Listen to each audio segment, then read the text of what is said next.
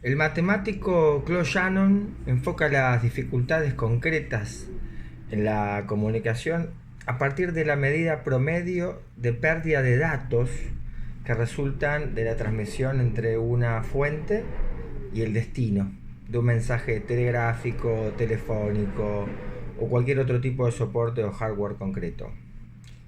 Entre la fuente y el destino se produce entropía o pérdida de información. Y eso puede estudiarse teniendo en cuenta que en sistemas de transmisión entre fuente y destino existen al menos los siguientes elementos, ¿no? Hay elementos de el transmisor, o sea, el dispositivo que codifica y eventualmente encripta el mensaje de la fuente, transformándolo en señales binarias, 0, 1, pasaje o no de corriente, y emite el mensaje a través del cable. El canal que lleva las señales hasta el receptor, con limitaciones ciertas en la velocidad y el volumen de transmisión de datos según el ancho de banda. El receptor, que codifica y decodifica las señales y reconstruye el mensaje de voz o alfabético, volviéndolo legible para el destinatario. Como buen ingeniero, Shannon piensa en la eficiencia, le interesa a él el porcentaje de información que no se pierde en el proceso de transmisión, y llama entropía al promedio de los datos que sí se pierden en la comunicación. La entropía no es una constante, ¿no?, sino un promedio variable según las correlaciones medibles entre el software y el hardware. John von Neumann le sugirió a Shannon el uso del término entropía, que ya se empleaba en matemática estadística, en mecánica estadística, con el argumento de que como nadie sabía qué era la entropía, en un debate siempre se tiene ventaja.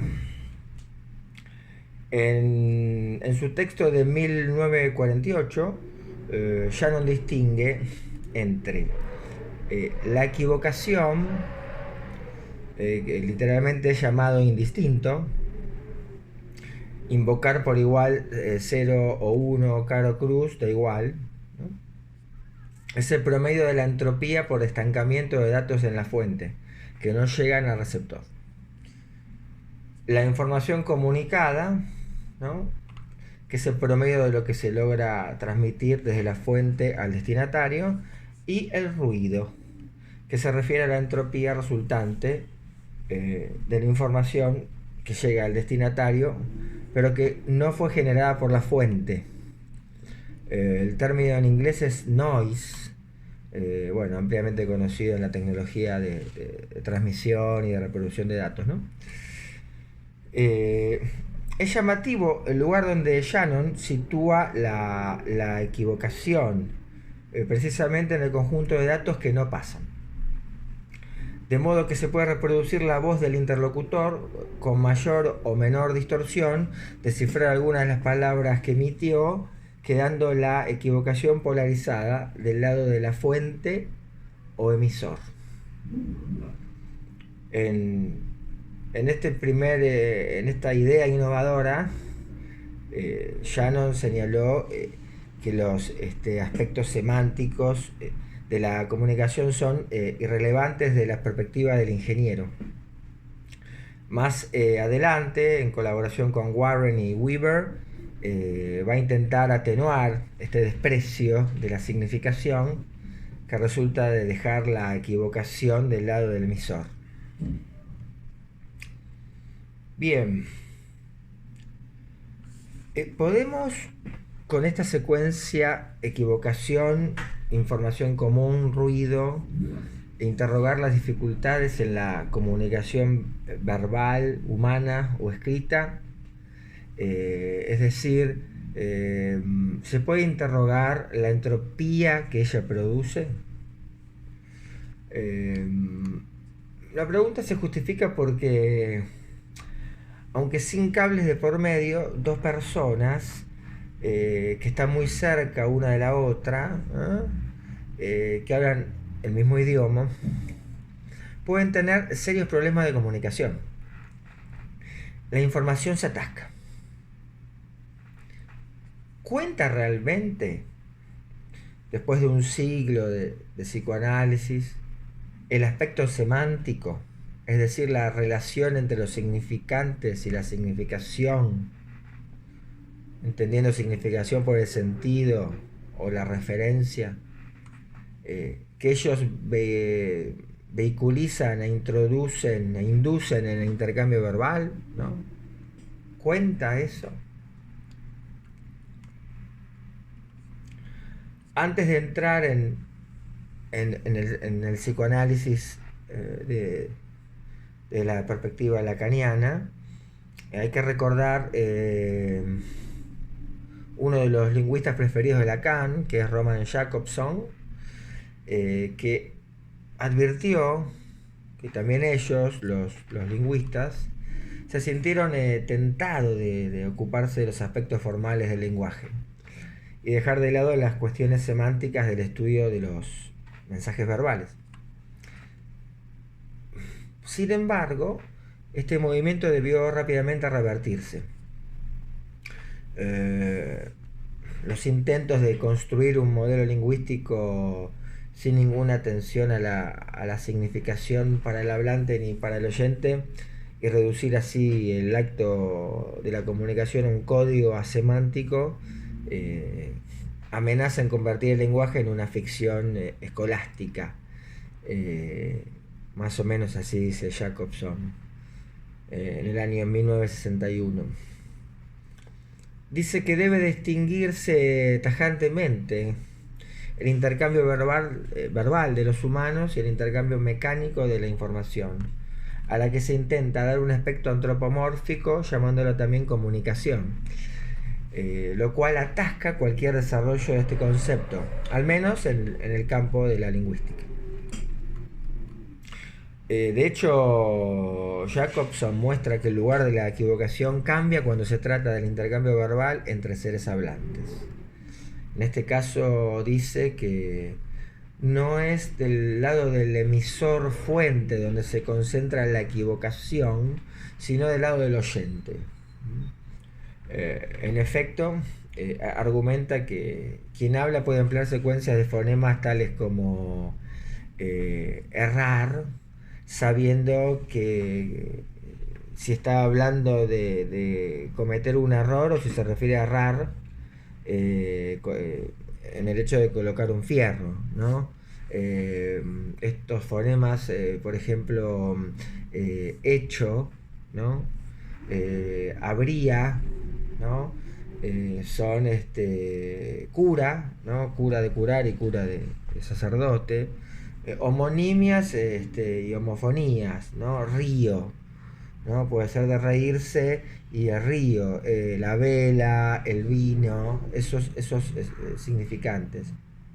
El oyente, entonces, por el contrario, ha de emplear un enfoque, debe elegir otro enfoque, ¿no? Debe elegir entre significaciones equívocas, múltiples y azarosas de los símbolos que le llegan, decidiendo su significación cuando puede, según el contexto en el que cree poder situar el mensaje, ¿no?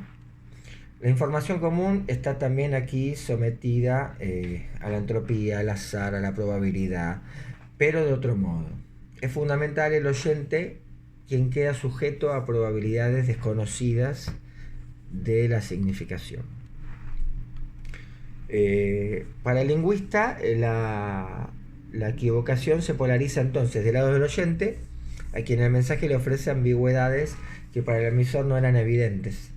La poesía y el chiste se fundan en la ambigüedad que corresponde a la recepción, ¿no? del mensaje, al input, pero cargándola sobre la emisión, el output, ¿no? Lo cual nos permite recordar ¿no? La prevalencia en la comunicación humana del modelo receptivo, ¿no? que se encuentra señalado por la prioridad temporal de la adquisición pasiva del lenguaje por parte de los niños, por parte del sujeto hablante, ¿no?